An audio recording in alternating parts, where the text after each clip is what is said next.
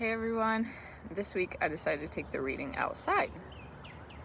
So the story for this week is called The Wise Sailimai. It's a Muslim tale from China.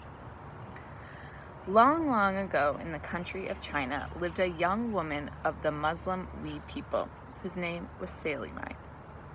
Although she was a farm girl too poor to attend school, Sailimai nonetheless paid close attention to life around her.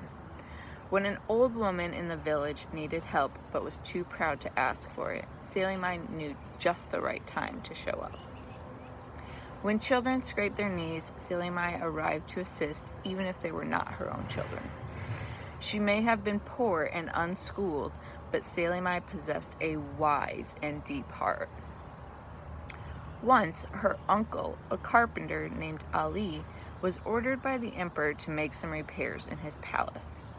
Fearful of doing less than his best for the emperor, Ali pushed himself to work his very hardest both day and night.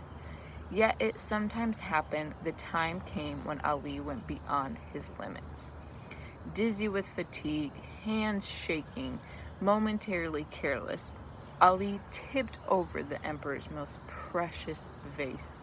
The pieces shattered all too loudly in the great hall. Servants came running. Soon enough, the emperor heard of this story of his ruined, priceless vase. "Bring this carpenter to me at once," he demanded. Handcuffed and escorted by 3 guards, Ali, trembling, stood speechless before the emperor.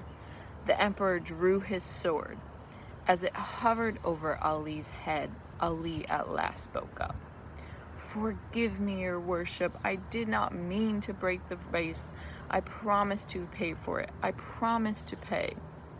The emperor lowered his sword just a bit. "A poor old Hui like yourself could never replace such a treasure. Do not jest with me." "Have mercy on me," Ali begged. "I will pay." The emperor resheathed his sword with a sly smile.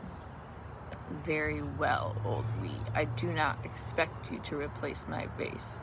Instead, I will give you 10 days to find me 4 things. The emperor hesitated in thought, tugging lightly on his beard. "The first thing you must get me is something more black than the bottom of a pan.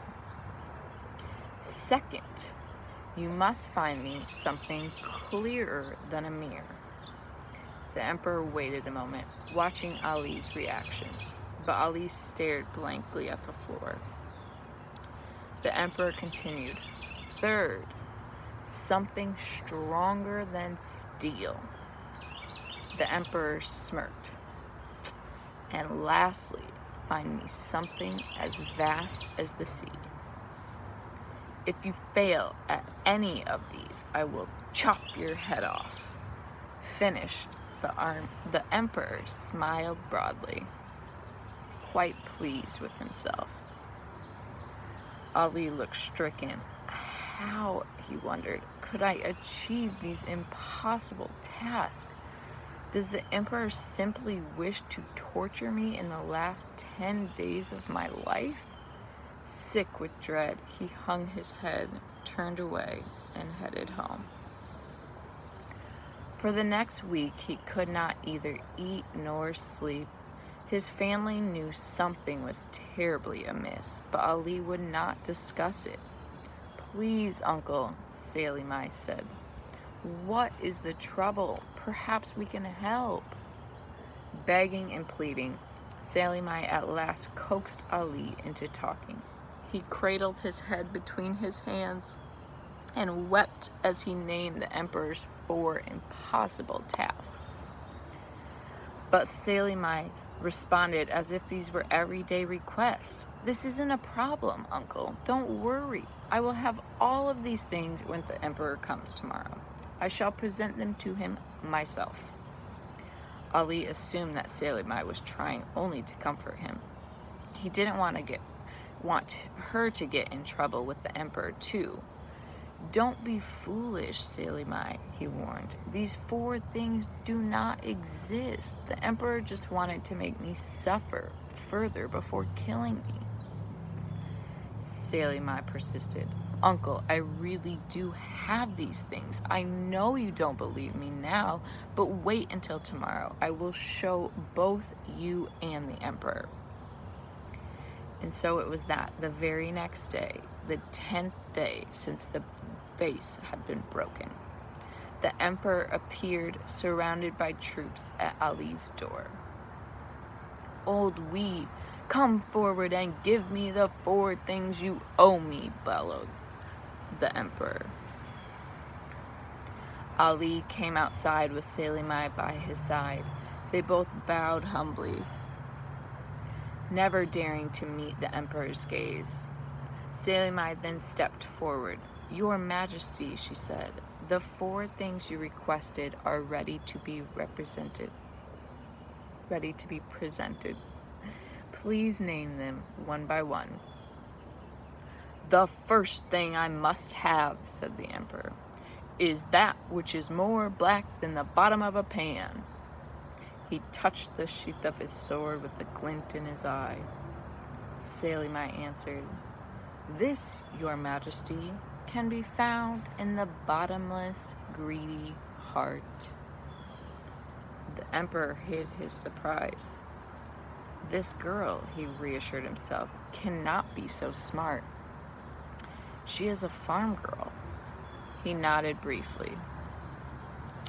The next thing you must present is something more clear than a mirror. Do you have that? He asked. Sailimai answered, Yes, knowledge offers a clarity greater than any mirror. The emperor looked dumbstruck. Well, he stammered, do you have something stronger than steel to give me? Love, said Sailimai, is the strongest thing in the world.